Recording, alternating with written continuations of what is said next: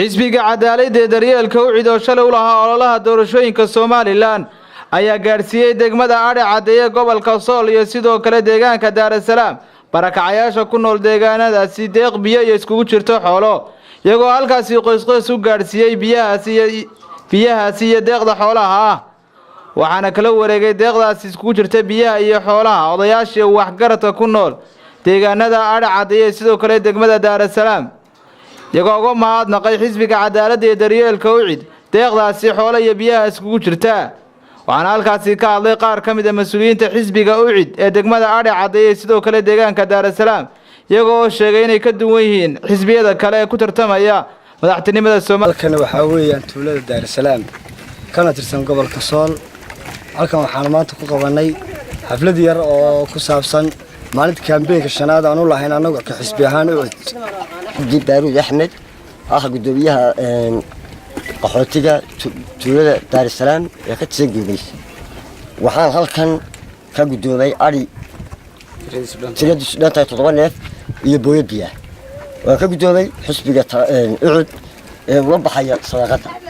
anigoo gudoomiyaha macnaha tuulada qaxootiga tuulada daarsalaam dadka barakacayaasha ee goobaankeeda yaala ucud biyaha iyo deeqda xoolaha ee ay noogu soo deeqday way ku mahadsan yihiin boqolkiiba boqol sadaqada ay la bixeen meeshay ka soo saareenna ilaahay wax khayr qaba ha u daba mariyo aakhiriya adduunka ba ilaahay kurbiga ka dulqaaro waan ugu ducaynaynaa bismillaahir rahmaanir rahiim anigoo gudoomiyaha xisbiga ucud ee degmada adhicadeeye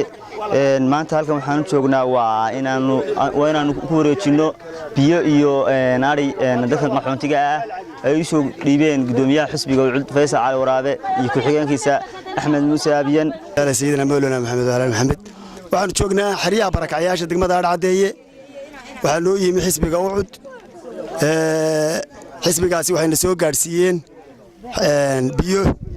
iyo xoolo ariya hadeer ka horna mar bay noo keeneen